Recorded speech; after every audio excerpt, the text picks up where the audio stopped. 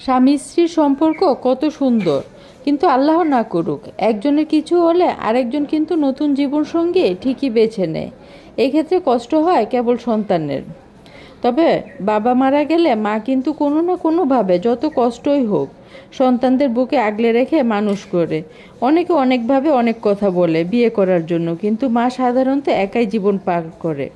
অথচ মা মারা গেলে বাবা সন্তানদের কষ্ট হবে, রান্না করতে যেয়ে হাত পুড়ে গেছে, এরকম আরও হাজারো অজুহাতে ঠিকই দ্বিতীয় বিয়ে করে ফেলে। আর তখনই শুরু হয় সন্তানদের কষ্ট আর অবহেলা। যেন বাংলা সিনেমার কাজের বেটি রহিমা ফিরে আসে, সন্তানদের নাকের পানি চোখের পানি এক হয়ে যায়। বাবা তখন বুঝতে পারলেও কিছু করার থাকে না। বাংলায় একটি কথা আছে না, মা মারা গেলে বাপ তো তালু হয়ে যায়। এটি সত্য, চিরন্তন বাস্তব সত্যি কথা।